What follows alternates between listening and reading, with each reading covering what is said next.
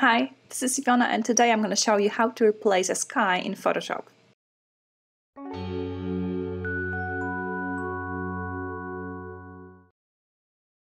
This is a photo of two kids standing on a field, and this is like an easy situation when you want to replace the sky. If you take a photo and the horizon line or the line of the trees is above the subject's head, and there are no trees going over your sky, so it's like a plain open space, then it's an easy version, I would say.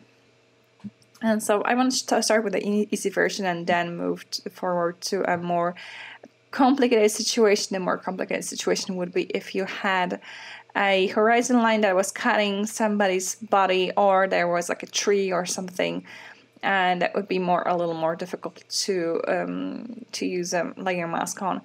And that will be my other video. So if you want to see that, just like look for other videos. And so let's just start with this one. This is an easy version. I'm gonna use a layer mask to add a sky. First thing I want to do is I actually want to make this like a larger frame, because I want to make this image all about the sky, not about the kids so much, more about the sky and the kids standing like underneath this very dramatic sky.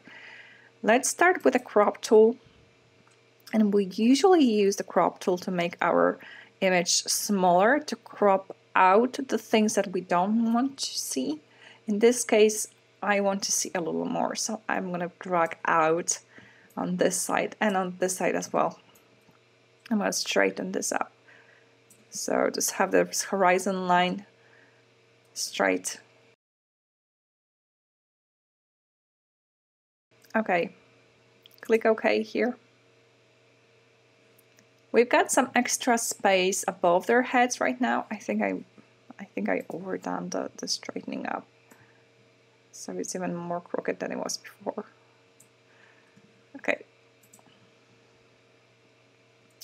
And right now I need a sky. So if you want to have more dramatic sky, you can find them on my website. Just go to my website. I'm going to go to my Safari and show you my website here. If you are on the main page, go here to change the language, and here with tutorials you'll see editing resources. I'll just use the link below the video in the description to find those overlays. Let's just see what I prepared for you. Those are some of the skies that I have for you. And right now the most important decision is which sky to use. And you have to be really careful and look at the image, what you have in your photo. In this case, we have this really lovely highlight on their backs, which is quite a harsh light. So you can see there is a really harsh line of this highlight, meaning that there was a sunset somewhere over here. We can't really see the sun, but there was a sunset because you can see this outline, this rim around them. So you can go and choose any of this one or this one or this one where you can see the setting sun. If there was no highlight, so if there was a highlight, but it was for more of a soft one that you were shooting, for example, on an overcast day, then I would recommend one of those cloudy skies. Don't use the sunset sky to an overcast photo because it wouldn't match. Let's just take the sky here and drag it and drop it onto your photo here. So it should appear here, and then you can change the size by dragging out. So actually you want to make it a little bigger, and apply, and click here to apply. And this will be the easy version, so we'll just use a layer mask to blend those images, to make this line here invisible, to show the girl's head, and to make the sky really nicely and softly blend in. So first thing we need is to create a layer mask. So click on this rectangular with the circle inside, and I'm going to use a brush, and make sure that the brush is black, because right now we have a white layer mask. White layer mask means that this layer with the sky is visible. I'm going to show you. If I change it to black, see right now it's black, and the sky is still here, but we can't see it on the image just because the black layer mask makes the layer invisible. I'm going to go back to white. So what I want to do is just make this layer mask somewhere in this area invisible and keep it visible above. And then a couple of settings with the brush. One of the important settings that you have, you keep your hardness to 0%, and then, and then you have opacity and flow. I have a video there here on YouTube about the difference between opacity and flow. I'm going to try to link this down here, and if not, there will be somewhere on my YouTube channel. Just check this video to understand why I'm using flow, not opacity. So opacity is 100%. I'm changing flow to a low, say like 15%, 16%. And right now I'm just going to brush over, so just couple strokes here on the horizon line on the girl's head to make everything nicely blend in. If you want to make a bigger one, and just brush it over. Okay, so I'm pretty happy about this. I feel like the sky is a little too dark, and probably that will happen with your images as well. So the skies look really good, but when you add it to your image, they seem too dark, and that's natural. You have to adjust those. And in this case, we can use levels adjustment layer, or just use an adjustment, which is levels.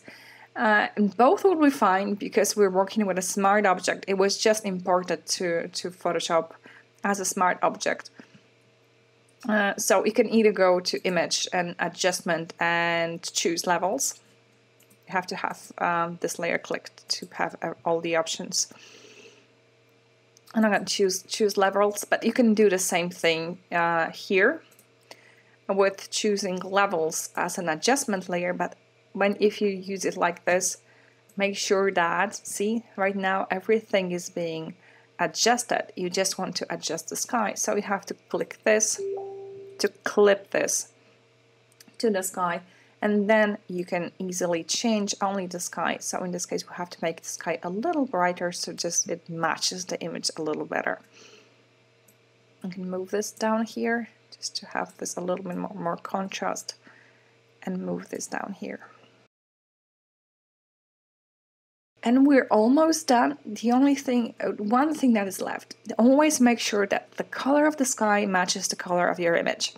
And in this case, I feel like there are some kind of like magenta tones here in the sky that they don't really reflect in the foreground, which should happen because that was the source of the light was the same. So if it was a little magenta here, it should be a magenta as well in here. So to add this, a little bit of those magentas, right now what I'm going to do, I'm going to add a hue saturation layer and just push it down a little. So if you can make it a little more green or a little more magenta. In this case, a little more magenta will work. So if you're using this particular sky, I think that you should definitely use hue saturation. The other way I could do it, for example, if I want to have it more orange or less orange, I also like to use camera filter. It's because that easily allows me to change, to make adjustments, to make everything more warmer, colder, or more magenta or more green. And I think this is a very, very easy to use filter without understanding those layers and layer masks. Okay, so this is it about adjusting, adding a sky overlay. And a couple of things to remember. One thing is to download the skies. Just go to my website and there will be a link below. The other thing, make sure that you're choosing the right sky. So the light in the sky was the same as when you were shooting. If it was a setting sun, you can choose a setting sun sky. If it was an overcast day, just try to use one of those dramatic clouds without any highlights from the setting sun. Make sure that the sky is not too dark or too bright. It usually happens that it's too dark. And make sure that the colors match. And the other thing that I didn't talk about in this particular video, because it did match, make sure that the blur matches. Like if you have a very shallow depth of field, the sky should not have a lot of detail, because that's not natural. If on your image the background was very much blurred, that would be super unnatural. If the sky had a lot of detail and was sharp, it's going to look very fake. In this case, it wasn't a problem because the blur of the sky actually matched the image below. But I think I'm going to talk about this in my other video, where I talk about the more complicated situation when adding or replacing a sky in Photoshop. And at the end, I would like to show you some of my other video tutorials. Go to my website. You can change the language by clicking on this icon and then go to tutorials, and you'll have here single videos and editing videos collections. And here you will find all my other videos where I show you how I edit my image from a raw file to a ready image. Adding all those colors, and you can click on the image to show you the before and the image before and after, like here. And you can get single videos, and you can get all collections of the videos, which I really recommend. And if you click on this here, it will show you which images are in these collections and all the before and afters on those images. Also go here to my workshops, and you will find all the workshops that I have right now. I will be, like this year we have 2020, so I'll be in Canada, in Sweden, in Belgium, in Germany, Poland, of course, USA. So check my group workshops to meet me and to learn how to take a photo, because editing is just the second step. First step is always taking a photo. Thank you so much for watching, and see you next time. Bye.